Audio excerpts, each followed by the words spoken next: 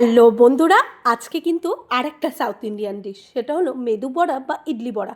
তার জন্য আমি এখানে নিয়ে নিয়েছি উড়দ ডাল। সেটাকে ভিজিয়ে রেখেছিলাম, ভিজিয়ে রেখে ভালো করে ওটাকে আমি মিক্সি বাটিতে পেস্ট করার জন্য নিয়ে নিলাম। তার মধ্যে দিলাম 2 কোয়া আদা আর দিয়ে দিলাম কাঁচা লঙ্কা। সেটাকে ভালো করে মিক্সি বাটিতে পেস্ট করে নিচ্ছি।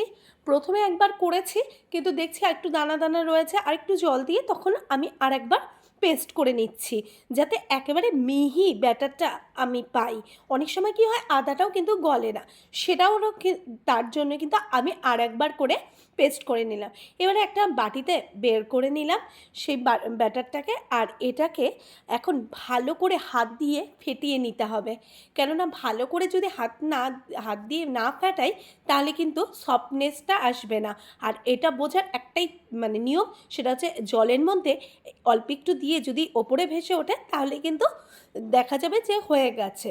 এর মধ্যে আমি দিয়ে দিলাম পেঁয়াজ কুচি, দিলাম হিং, যেটা দিলে টেস্টটা আরও বেড়ে যায়।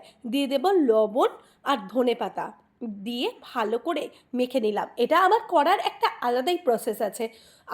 তোমরা চাইলে ছাঁকনির মধ্যে জল দিয়ে নিয়ে তার মধ্যে ওই বড়া ছাঁকনির পেছনটাতে ওই বড়াটা রেখে একটা ফুটো করে সেইটা নিয়ে তেলের মধ্যে ছেড়ে দিলে কিন্তু ইজিলি ছেড়ে যায়। আর মাঝখানে একটা গোল কিছু দিয়ে যদি ফুটো করে দেওয়া যায়, তাহলে সেম টু সেম ইডলি বড়া বা মেদু বড়ার মতনই হয়ে যায়। টেস্টেও কিন্তু কোনো রকম কোনো ফারাক থাকে না, খেতে দারুণ লাগে। এটা একটা কড়া নিলে ভালো হয়, ভেতরটা যেহেতু গর্ত থাকলে ভালো হয়। আমি এখানে ফ্রাই প্যান নিয়েছি বলে অতটাও ডুবছে না, কিন্তু অনেকটাই তেল দিয়েছিলাম।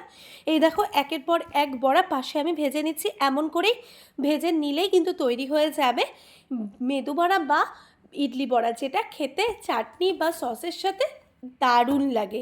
তোমাদের কেমন লাগলো এই রেসিপিটি, প্লিজ কমেন্ট বক্সে জানাও। আর এমনই নিত্য নতুন রেসিপি পেতে আমার চ্যানেলটিকে কিন্তু ফলো করে রাখো।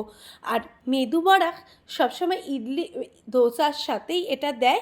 এটা একটা সাউথ ইন্ডিয়ান ডিশ, যেটা খেতে কিন্তু অসাধারণ হয়।